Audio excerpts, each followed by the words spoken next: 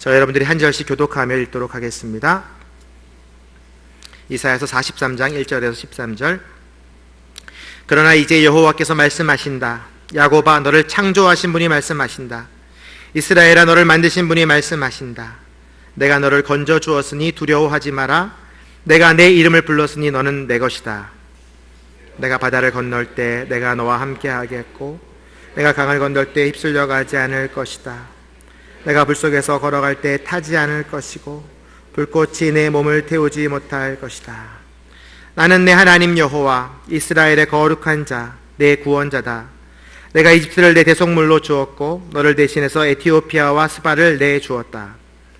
내가 내 눈에 소중한 귀한 만큼 또 내가 너를 사랑하기 때문에 내가 너를 대신해 다른 사람을 내주고 내 목숨을 대신해 다른 민족들을 내주겠다.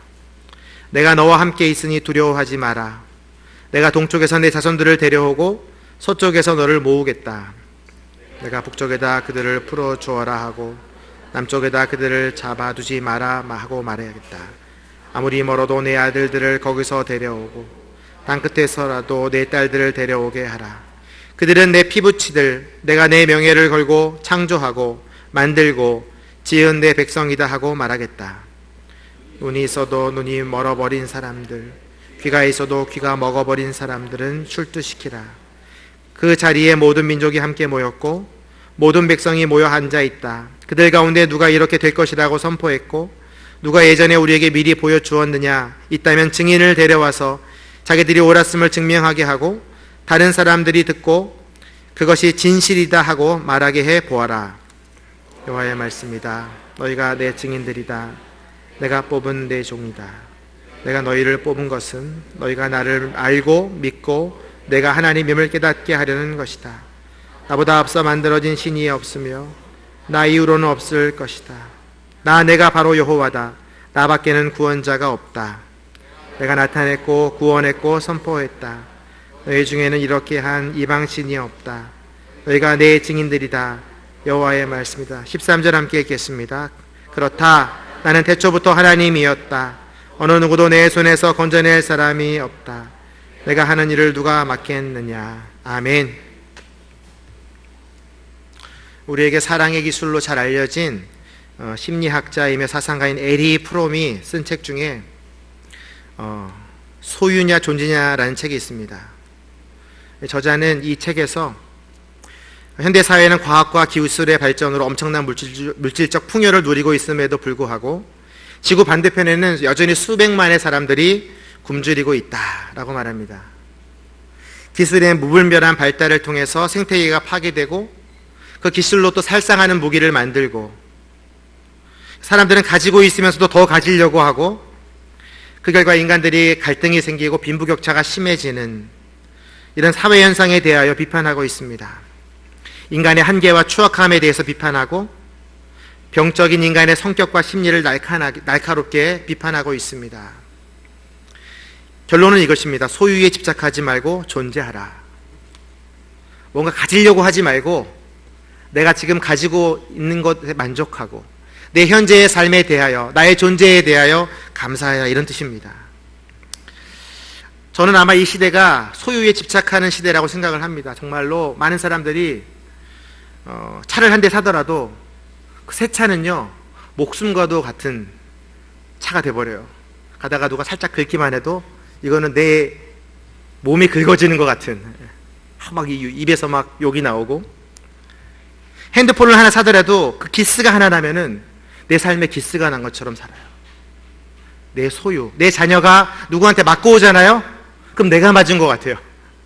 그래서 막 따지고 교육부에 진정서를 내고 담임 교사를 막 자르게 하고 이런 시대에 우리가 살고 있습니다. 소유에 집착하는 시대.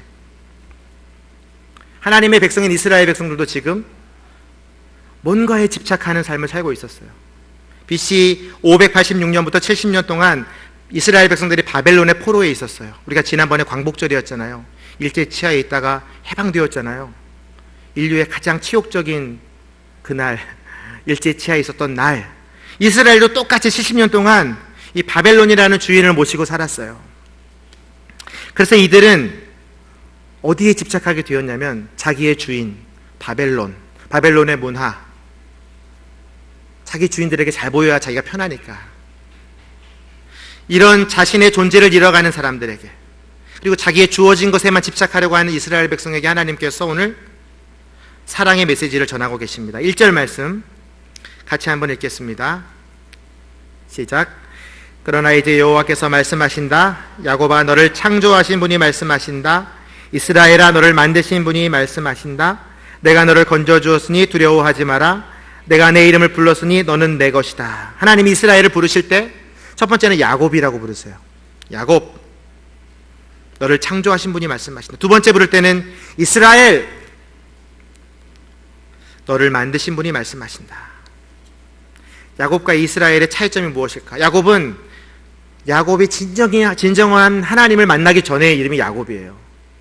그래서 형의 뒤꿈치를 잡고 나온 자, 거짓말하는 자, 이게 자기 이름의 뜻이었어요. 근데 하나님을 만나고 나서 베델에서 하나님의 얼굴을 만나고 그 천사와 씨름하면서 새로운 이름이 생기죠. 하나님과 겨루어 이긴 자 이스라엘, 너 이름을 이제 이스라엘이라 하리라. 하나님이 져준 거잖아요. 하나님이 힘이 없어서 진 게 아니에요. 야곱의 인생이 너무 불쌍해가지고 하나님이 사랑하시기 때문에 져주셨어요. 기세가 등등해가지고 야곱이 이스라엘로 변화되잖아요. 그래서 이스라엘 안에는 어떤 뜻이 있냐면 하나님의 사랑을 입은 자, 거짓말장이 욕심덩어리 야곱이 이스라엘로 변화되었어요. 그래서 하나님께서 이스라엘을 부르실 때 야곱아 부르셨다가 이스라엘아 또 부르시는 거예요. 다시 말해서 이스라엘 백성들은 70년 동안 바벨론의 노예였기 때문에 자신이 하나님의 소유인 것을 깨닫지 못했어요. 그래서 하나님 오늘 말씀에 뭐라고 얘기했냐면 야곱아, 이스라엘아, 내가 내 이름을 불렀으니 너는 내 것이다 라고 말씀하세요. 너는 바벨론 것이 아니라 내 것이다. 너는 하나님 것이다. 이 이야기를 들은 이스라엘 백성들이 아마 마음이 흔들렸을 거예요. 오늘 이 예배를 드리러 온 여러분들에게 하나님께서 주시는 말씀은 뭐냐면 너는 내 것이다. 여러분들이 전에는 죄인이었고 여러분의 힘으로는 도저히 구원받을 수 없었고 사탄의 노예로 있었고 여러분의 욕심대로 살았다고 한다면 여러분들은 소유에 집착한 삶을 살았을 거예요. 근데 이제는 하나님께서 이스라엘아 부르시면서 너희들 존재 자체가 귀중하고 소중한 존재다. 너는 내 것이다 라고 위로하고 계시는 것이죠. 그래서 하나님이 1절에서 내가 너를 창조했고 너를 만들었고 너를 건져주었다라고 얘기해요. 하나님이 여러분을 사랑하신 때는 언제부터 사랑하셨냐? 창조 때부터 사랑하셨어요. 여러분이 태어나기도 전에 하나님의 형상대로 여러분을 지으시고 그 코에 생기를 불어넣어 주셨어요. 그리고 얘는 내 거야 라고 도장을 꽝꽝꽝 찍어주셨어요. 아담 할아버지가 그렇게 창조되었거든요.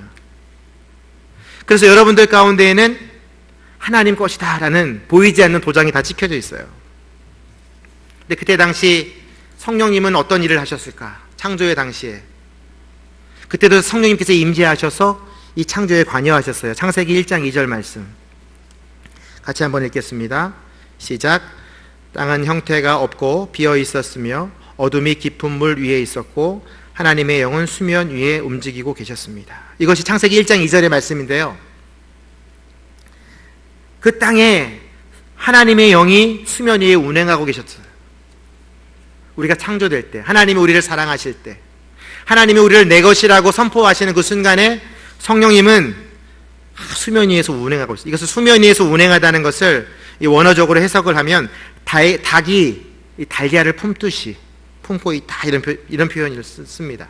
그러니까 성령님께서는 하나님이 우리를 태초에 지으시고 사랑하실 때 우리를 품고 계셨어요. 그래서 그때 당시에 혼돈과 공허와 흑암 속에 있는 세상을 빛으로 밝히셨죠.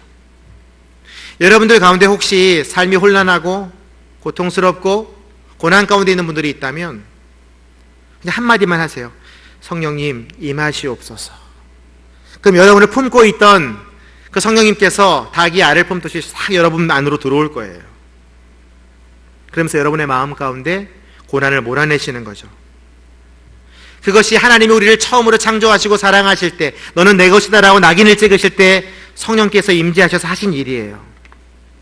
그런데 아담과 하와는 어떻게 했습니까? 하나님이 만드신 선악과에 집착하게 되죠. 이건 내 거야. 내가 마음대로 먹어도 돼. 소유에 집착하면서 사탄의 유혹에 넘어가게 되죠. 그래서 죄를 짓고 도저히 우리의 힘으로는 구원받을 수 없는 상태까지 내어지게 되죠. 에덴 동산에서 쫓겨나게 되죠. 아이를 낳는 고통을 누리게 되죠. 땀을 흘려야 노동하는 수고를 얻게 되죠. 그런 우리의 모습들, 우리도 그렇잖아요. 우리도 세상의 많은 문화에, 여러분 부산행이라는 영화가 좀비 영화인데 벌써 1000만이 넘었대요. 귀신 영화인데. 근데 우리가 아무렇지도 않게 봐요. 우리는 이미 세상의 문화에 물들어져 있는 거예요. 우리가 섬기는 두 개의 신이 있어요. 우리 자녀들을 향해서. 또 우리 모든 학교와 학원들이 섬기는 두 개의 신. 신의 이름이 뭐냐면 첫 번째 신은 스카이라는 신이에요. 두 번째는 인서울.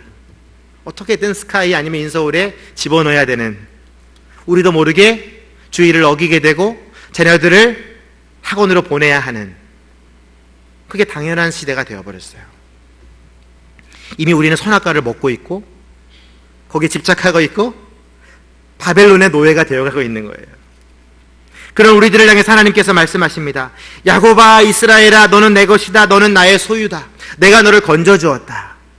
건지다라는 뜻은 개역개정에는 구속되었다라고 번역되어 있습니다. 구속되었다는 뜻은 하나님께서 우리가 죄의 노예로 있을 때 값을 지불하시고 속전을 지불하고 우리를 대신 사셔서 우리를 하나님의 자녀로 만드셨다, 이 뜻이에요. 죄에서 해방하시고 우리의 인생을 책임지시겠다고 도장을 꽝꽝 찍으신 거. 얘는 내 거야. 그러니까 아무도 건드리지 마. 여러분들이 그런 존재예요.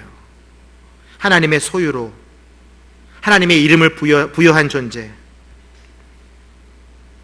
그때 성령님께서는 여러분을 계속 이렇게 품고 계셨어요.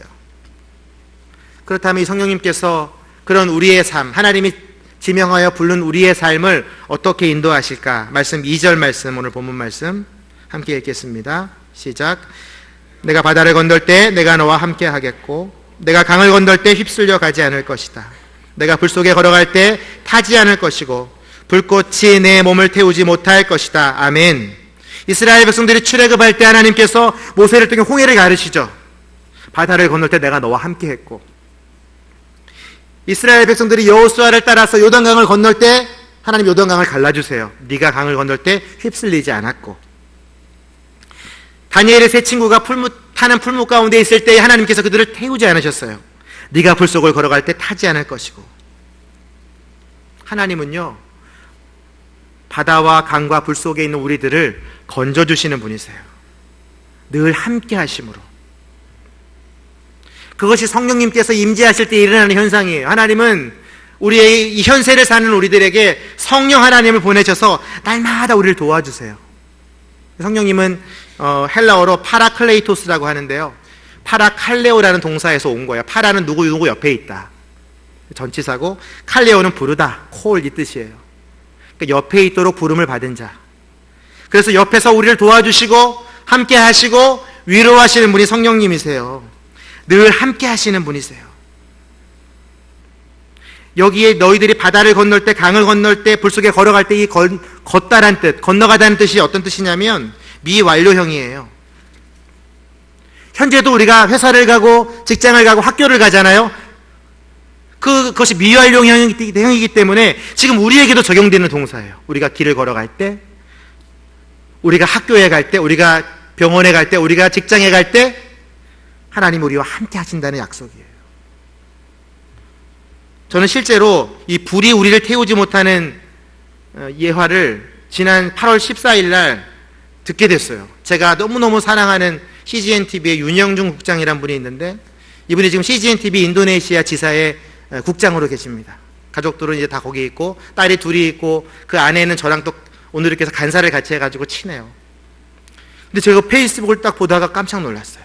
8월 14일 날 자카르타에 칠란닥이라는 곳에서 화재가 났어요. 18층짜리 아파트인데 3층 배전실에서 불이 붙은 거예요. 연기가 막 올라가고 있고 윤영중 국사님은 밖에 있었고 그 아내와 그 두 딸이, 혜원과 혜린이가 그 안에 갇혀 있었어요. 아마 여러분들이 검색하시면 다 나올 거예요. 한국인 10명이 병원에 실려갔습니다.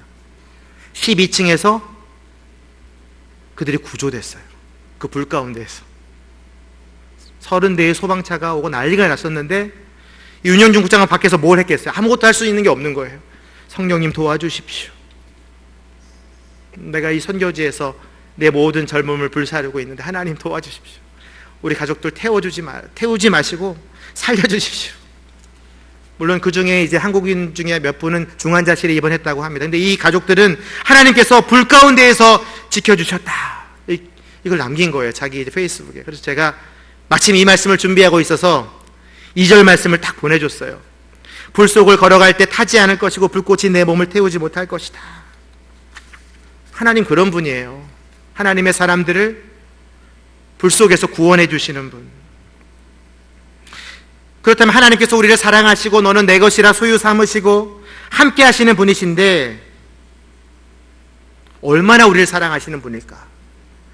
오늘 본문 말씀 3절 4절 말씀 함께 읽겠습니다. 그 하나님의 사랑의 크기가 나오는데요, 같이 한번 읽겠습니다. 시작. 나는 내 하나님 여호와 이스라엘의 거룩한 자 내 구원자다.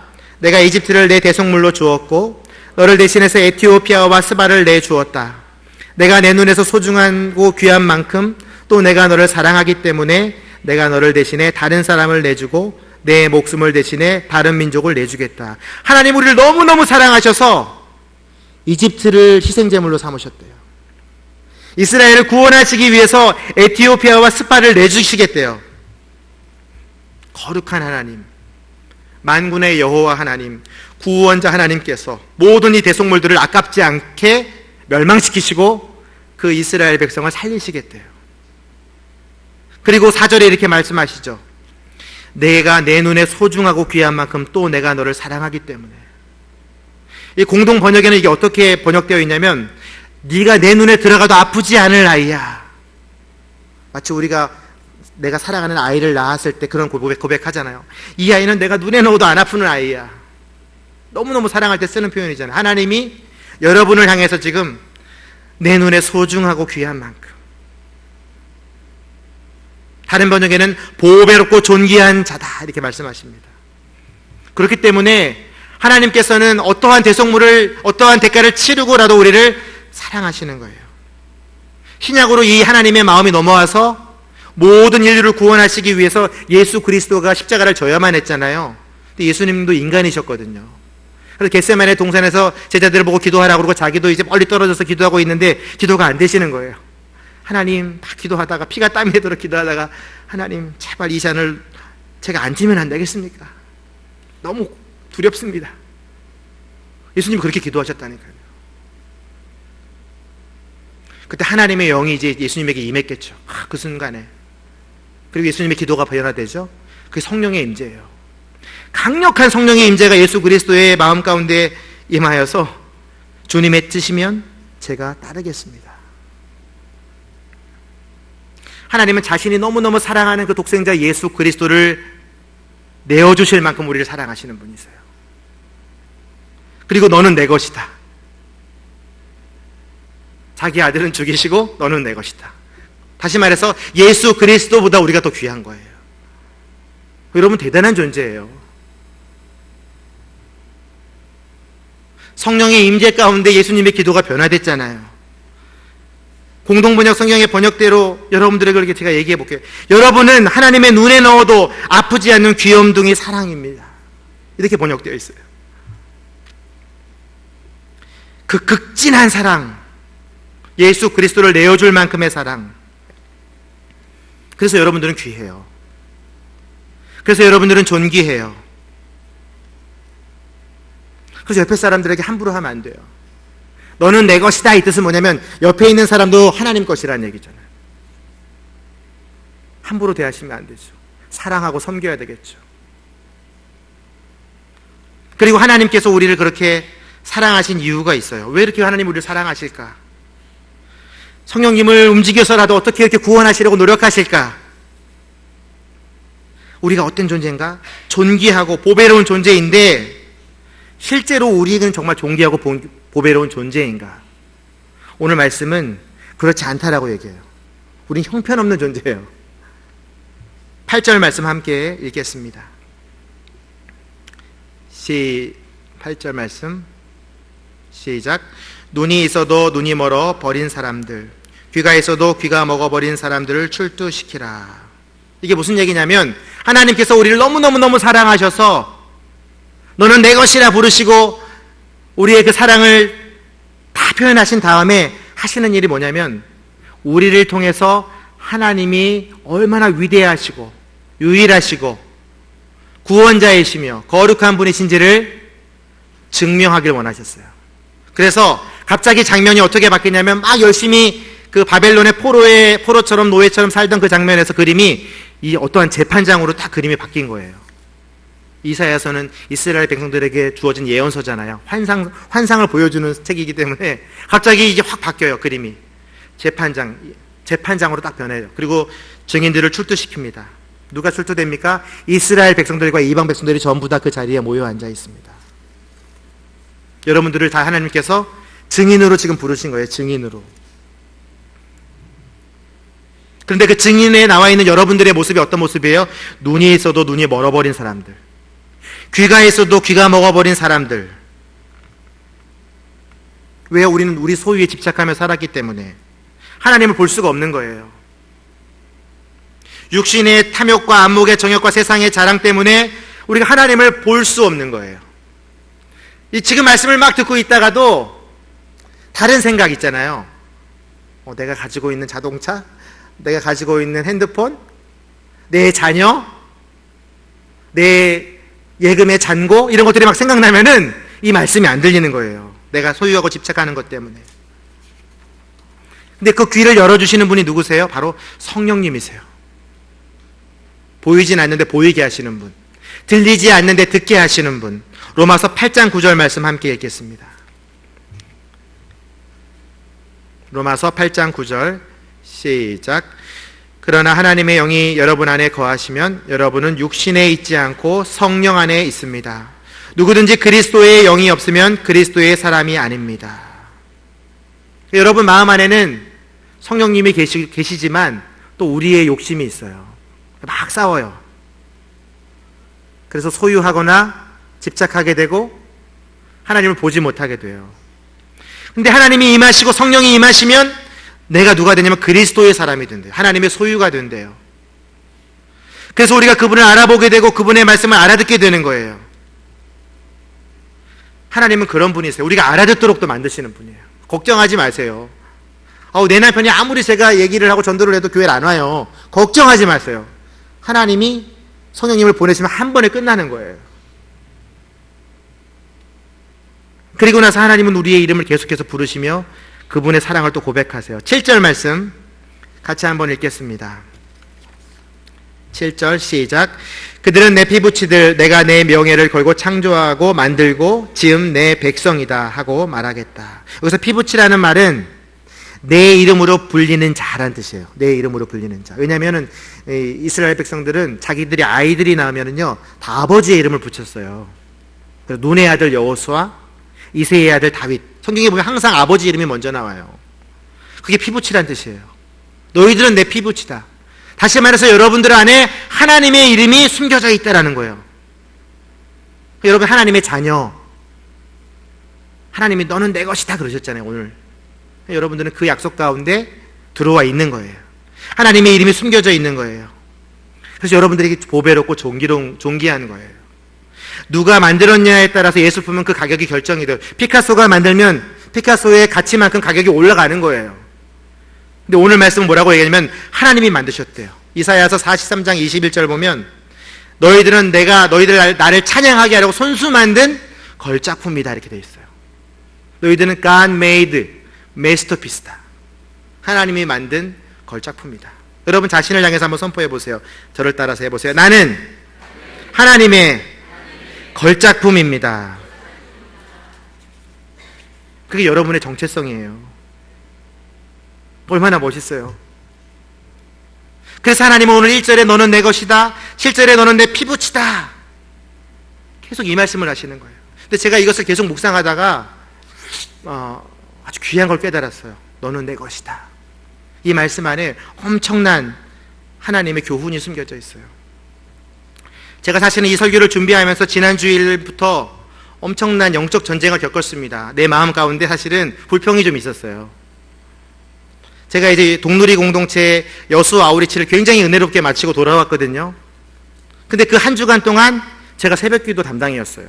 휴가 간 사람도 있고 뭐 병가 간 사람도 있고 교육자들이 막 몇여 명 계신데도 자리가 많이 비어가지고 그냥 새벽기도를 쭉 했어요. 근데 뭐 새벽기도는 안 힘들었어요, 사실. 제 일이니까. 근데 많은 사람들이 저 혼자 이제 거의 교회에 있었거든요. 제가 휴가가 아니기 때문에 지난주에 사람들이 저에게 다 전화해가지고 뭐 차를 좀 예약해 주세요, 방을 좀 예약해 주세요. 사람들이 이제 계속 저를 찾기 시작했어요. 조금씩 불편해졌어요. 저거 내 일이 아닌데 사실은. 저 간사님이 해도 되고 다른 목사님이 해도 되는 일인데 왜 내가 하게 될까 막 그런 마음이 조금씩 들어오는 거예요. 그리고 이제 저희 교회는 공동체가 4개가 있어요. 동서남북 공동체인데 제가 동누리예요. 용인수지 담당하는데 지난주 수요일 오후에 북누리 한 성도님이 뭐 이제 곧 돌아가실 것 같다고 신방이 필요하다고 여기 계시네 조용진 집사님이랑 같이 제가 신방을 갔어요. 그래서 갑자기 신방을 준비해서 가서 예배를 드리고 아주 은혜롭게 마쳤어요. 또 제가 좋아하는 목사님 공동체라 열심히 섬겼어요. 근데 그분이 그 주에 소천하신 거예요. 그래서 제가 그분 또 위로 예배를 하게 됐어요. 그것도 주일 저녁에 지난주 예배를 마치고 가는 거였어요. 제가 주일날 아침에 5시 반에 나오는데 온몸에 힘이 쫙 빠져 있는 그 상태에 또 예배를 진행하러 가야 된다는 게 너무 힘들었어요. 그래서 제 솔직한 고백이에요. 근데 또 하나님 힘을 주시더라고요. 열심히 또 예배를 인도하고 이제 장례는 없겠지 하면서 있는데 또 장례가 났어요. 저희 공동체도 아니었어요. 남누리 공동체 한 어머님이 또 소천하신 거예요. 알고 보니까 그분이 우리 여기 안내 보시는 우리 이봉민 집사님 어머님이셨어요. 그 모레 신기선 목사님 담당이거든요. 그분이 하셔야 되거든요. 다. 근데 이제 그분이 요즘 또 허리가 안 좋으셔가지고 또 제가 그래서 2번을 또 도왔어요. 위로 예배를 한 번 돕고 그 다음에 또 화장 예배를 한 번 도왔어요. 근데 제가 예배 드린 날이 다 제가 쉬는 날이었어요. 제가 월요일이 안식일이거든요. 저는 월요일 날 그걸 했어요. 그래서 화요일 날은 이제 괜찮겠지 했는데 화요일 날 저녁에 선우리 장례가 또 났어요. 저 안 부르겠지 하고 가만히 있었는데 또 전화가 왔어요. 제가 해야 된대요. 제가 너무 사랑하는 순장님 부탁이라 또 안 할 수가 없었어요. 그래서 제가 평택에 가가지고 그날 저녁에 또 위로 예배를 했어요. 전 부끄러운 고백이에요. 제가 해야 될 일인데 제가 막 힘든 거예요. 내 몸이. 여러분 장례 예배만 8번 한번 해보세요. 내가 장례 날 것 같아요. 진짜 쓰러질 것 같아요. 이렇게 다른 사람이 이때 다 휴가를 갖고 이때 왜 다 아프고 왜 나 혼자 교회에 남아있어가지고 새벽기도든 장례든 예약 신청을 내가 다 해야 되나. 제 인간적인 막 영적인 이 어려운 혼란이 막 들어왔어요. 그런데 또 일 터졌어요. 제가 주차 사역팀 담당이거든요. 그 팀이 평창에 아우리치를 간다는 거예요. 토요일 날. 그래서 제가 어제 평창 갔다 왔어요. 자동차로 3시간 반이에요. 저녁 부흥 집회를 막 열심히 인도했어요. 거기 이제 수항이라는 동네에 수항교회가 있었는데 감리교 교회인데 저희 한 30명 의료선교팀이 이제 오늘 막 아마 사역했을 거예요. 어제 저녁에는 이제 그 성도들을 모시고 부흥 집회를 하는 건데 그걸 또 제가 막 신나게 또 인도를 하고 돌아왔더니 아무 일이 없을 줄 알았어요. 그래서 제가 2시 예배 설교를 해요. 이번 주는 부목사님들이 다 설교한대요. 그래서 제가 이 설교하기 전에 지금 2시에 설교하고 또 올라온 거예요.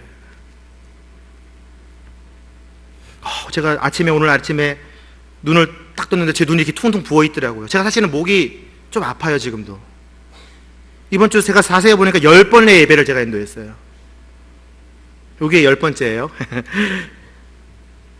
근데 제가 아침에 이제 막 경부선을 타고 내려오는데 몸도 힘들고 막 마음도 힘들고 어떻게 하지? 2시 예배 설교 아직도 준비도 안 됐는데 저녁 예배 설교는 어떻게 하지? 그것도 준비해야 되는데. 근데 이제 마커스의 찬양이 딱 흘러나오는 거예요. 마커스의 찬양. 제가 처음 듣는 곡이에요. 제가 어느 분이 저기 mp3 찬양 좀 많이 좀 달라고 그래가지고 제가 그냥 모아놨는데 그냥 우연히 틀게 됐어요. 마커스 2015년도 앨범에 그 사랑으로라는 곡이 7번째 곡인데 제가 우연히 그걸 틀게 됐어요. 저는 감동했어요. 그 가사가 제 노래예요. 가사가 이렇게 됩니다. 난 기다리며 견뎌왔네. 그저 기다리면 견뎌왔네. 헛된 소망 바라던 내게 있는 건 허전한 마음. 오, 딱 제 얘기예요. 근데 막 이제 찬양 인도자가 막 찬양하다가 중간에 이제 반주가 나가니까 뭐라고 얘기했냐면, 이 찬양은 탕자를 기다리며 맞이하던 아버지를 바라보던 큰아들의 고백입니다. 큰아들의 고백. 내가 큰아들이네? 다시 말해서 이런 거예요. 다 제가 해야 될 일인데 안 하는 사람들을 비교해 보니까 화가 나는 거예요. 그러니까 내가 큰아들의 심정으로 그 찬양을 막 듣는데 눈물이 막 나는 거예요. 눈물이. 그래서 제가 처음이에요. 이런 일이 없었는데 제가 엉엉 울었어요. 그 톨게이트를 지나면서 사진을 찍히면 안 되는데 막 제가 울고 있더라고요. 엉엉 울더라고요, 제가. 그리고 하나님께서 제게 말씀을 주셨어요. 제가 이 말씀을 사실은 지난 금요일부터 묵상을 했었거든요. 전 목사, 너는 내 것이다 그랬어요. 너무 은혜가 됐어요.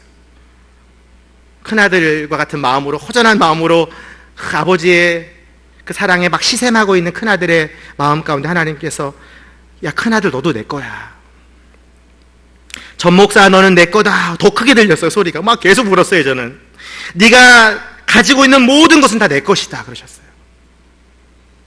네가 가지고 있는 모든 것. 저는 안 울 수가 없었어요. 저는 수원 IC 나올 때까지 울었어요.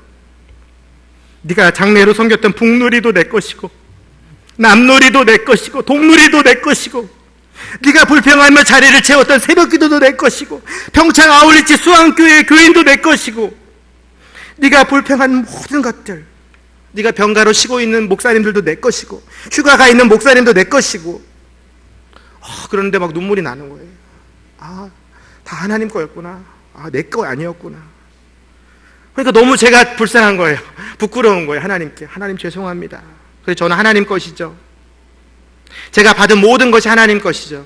제가 목사 된 것도 하나님 것이고, 제가 그렇게 섬길 수 있는 시간이 있는 것도 하나님 것이고, 제가 그렇게 섬길 수 있는 건강이 있는 것도 하나님 것이고, 이 성도들도 하나님 것이고, 교회도 하나님 것이고, 내가 지금 이 타고 가는 자동차도 하나님 것이고. 그러니까 마음이 편안해지더라고요. 내게 하나도 없구나. 다 하나님 거구나. 나도 하나님 건데. 그렇구나. 이것이 너는 내 것이다의 의미구나.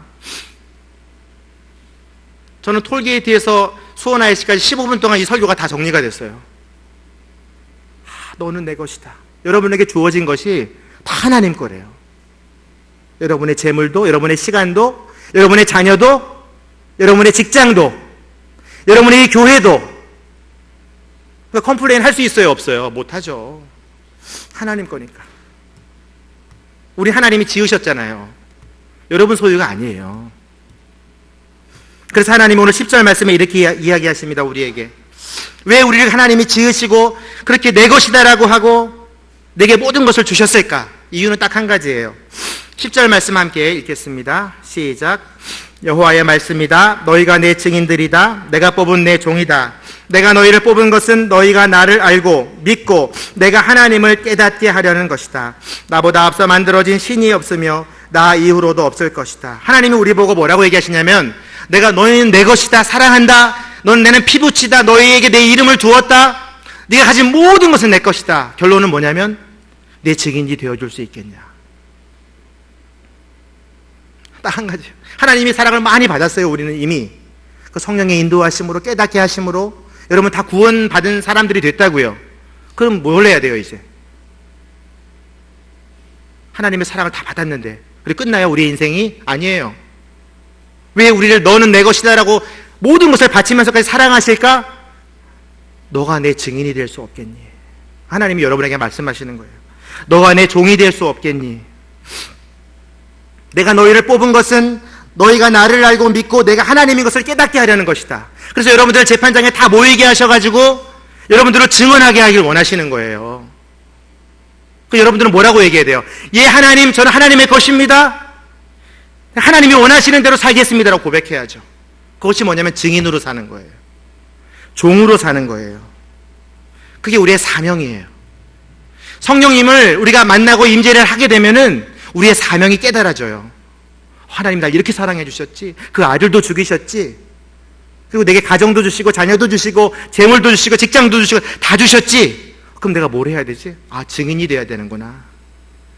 근데 참 웃겨요. 증인은 굉장히 중요한 법정 용어입니다.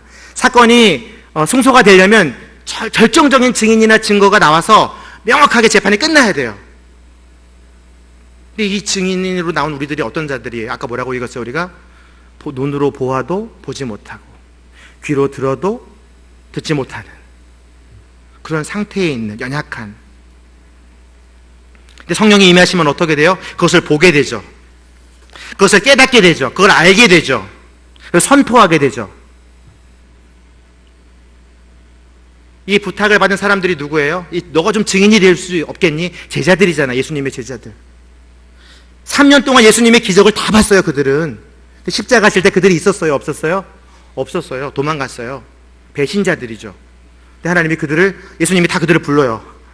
불러가지고 뭘 시켜요? 증인을 시켜요. 그 덜 떨어진 제자들을 데리고 너가 내 증인이 되줄 수 없겠니라고 말씀하세요. 그래서 사도행전 1장 8절의 말씀을 주세요. 성령님이 임하시면 우리가 증인이 되는 거예요. 우리의 힘으로는 못 돼요. 우리의 힘으로는 볼 수 없고 깨달을 수 없어요. 성령이 임하면 증인이 될 수 있는 거예요. 사도행전 1장 8절 함께 읽겠습니다. 시작. 그러나 성령께서 너희에게 오시면 너희가 권능을 받고 예루살렘과 온 유대와 사마리아와 땅끝까지 이르러 내 증인이 되리라. 어떤 증인이에요? 하나님만이 참신이십니다. 9절에 보니까 하나님만이 유일하신 신이십니다. 10절에 보니까 하나님만이 진실이십니다. 이걸 선포하는 거예요. 우리가. 그래서 하나님 우리를 사랑해 주시는 거예요. 그래서 제자들이 성령을 받고 예수의 이름을 증거하잖아요. 하나님은 또 누구를 선택하세요? 예수 믿는 사람들을 잡아서 죽이는 사울을 선택하시죠.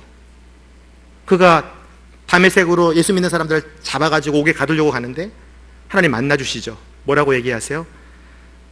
네가 이방인들을 위한 전도자가 되어줄 수 있겠니? 하나님 참 이상한 분이에요. 정반대의 사람들을 데려다가 전하게 하세요. 우리를 보면 알 수 있잖아. 여러분을 보면 알 수 있잖아요. 수십 년 동안 주일 예배를 드리고 설교를 들었고 똑같은 죄를 반복하는 우리들을 하나님이 데려다가 성가대도 세우시고 예배 안내도 세우시고 찬양 반주도 시키시고 찬양 인도도 시키시고 목사도 세우시고 선교사로 보내시잖아요. 그렇게 연약한 우리들을 증인으로 세우시는 하나님. 그게 하나님의 사랑이에요. 그래서 전하다 보면 깨닫게 돼요. 하나님이 하시는구나. 여러분들은 뭘 하면 돼요? 전하기만 하면 돼요. 섬기기만 하면 돼요. 그게 증인과 종의 사명이에요. 오늘 말씀을 듣고 내가 나는 하나님의 사랑을 받은 나는 하나님의 소유다 라고 확신하시는 분들은, 그 사랑을 경험하시는 분들은 어떻게 살아야 돼요? 사명자로 살아야 돼요. 베드로전서 2장 9절 말씀입니다. 여러분들의 사명, 이거 읽고 기도하겠습니다. 시작. 그러나 여러분은 택하신 족속이요 왕같은 제사장들이요 거룩한 나라요 그분의 소유된 백성이니 이는 여러분을 어둠에서 불러내어 그분의 놀라운 빛으로 들어가게 하신 분의 덕을 선포하기 위한 것입니다. 여러분들이 해야 될 일이 뭐예요? 여러분을 선택하시고 사랑하시고 제사장으로 만드시고 소유된 백성, 너는 내 것이다 말씀하시는 분 앞에서 해야 될 일은 그분이 우리를 어둠에서 불러내서 빛으로 들어가게 하셨습니다 라고 선포하는 거예요. 내가 그분의 증인입니다 라고 말하는 거예요. 내가 그분의 종이라고 얘기하는 거예요. 그래서 옆에 사람을 섬기는 거예요. 이웃을 섬기는 거예요. 사랑하는 거예요. 그때 성령님께서 여러분을 도와주세요. 어떻게 도와주시냐면 13절 말씀이 있는데요, 여러분이 사명자로 감당할 때 마지막 구절입니다. 13절 함께 읽겠습니다. 시작. 그렇다 나는 태초부터 하나님이었다. 어느 누구도 내 손에서 건져낼 사람이 없다. 내가 하는 일을 누가 맡겠느냐. 아멘. 여러분들을 건져낼 자가 없대요. 하나님의 손에서. 여러분이 죽을 때까지 너는 내 것이다 라고 말하는 그 하나님의 사랑 앞에서 죽음이나 기근이나 핍박이 여러분을 건져낼 수 없대요. 여러분 영원히 하나님의 나라에 거할 수밖에 없는 선택된 하나님의 자녀들이에요. 하나님의 마스터피스예요. 변하지 않아요. 또 여러분들이 하는 모든 일들은 막을 사람이 없어요. 누가 막겠느냐? 여러분들은 그냥 가서 전하면 돼요. 가서 섬기면 돼요. 그러면 역사가 일어나요. 집 나간 남편이 들어오는 거예요. 게임 중독에 빠진 아이들이 돌아오는 거예요. 어머니 아버지가 턱에 불이 핍박했는데 예수님을 믿게 되는 거예요. 그래서 성령의 임재를 경험하셔야 돼요. 너는 내 것이다, 이 음성을 듣고 깨달으시고 증인과 종의 삶을 사시면 돼요. 그럼 하나님이 여러분의 일 가운데에 성령 충만한 삶으로 인도하실 줄 믿습니다. 우리 함께 기도하겠습니다. 나의 안에 거하라는 찬양이 있는데요, 이 찬양을 한번 부르고 기도하겠습니다. 오늘 본문 말씀을 찬양으로 이제 작곡한 것인데요, 자막을 좀 준비해 주시죠. 나의 안에 거하라, 나는 내 하나님이니 모든 환난 가운데 너를 지키는 자라. 두려워하지 말라, 내가 널 도와주리니 놀라지 말라, 내 손 잡아주리라. 내가 너를 지명하여 불렀나니 너는 내 것이라, 너의 하나님이라. 내가 너를 보배롭고 존귀하게 여기노라. 너를 사랑하네 내 여호와. 나의 안에 거하라, 나의 안에 거하라, 나는 내 하나님이 모든 환난 가운데 성령님이 우리를 지키실 것입니다. 함께 하실 것입니다. 두려워하지 마십시오. 주님이 우리를 도와주십니다. 놀라지 말라, 내 손 잡아주니 내가 너를 지명하여 불렀나니, 내가 너를 지명하여 불렀나니 너는 내 것이라, 내 것이라, 너의 하나님이라.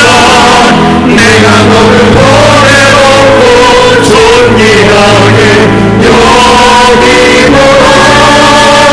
너의 사랑하네 내 여호와. 이 시간 한번 기도하며 나아갈 때에 주님의 극진한 사랑을 받은 우리들, 너는 내 것이라 하나님의 소유된 백성들이 어떻게 살아야 하겠습니까? 하나님의 사명자로 살기를 원합니다. 증인으로 살기를 원합니다. 종으로 살기를 원합니다. 하나님의 사랑을 받아 사명자로 사는 놀라운 은혜를 우리 가운데 부어 주시옵소서. 함께 기도하며 나아가겠습니다. 오 아버지 하나님,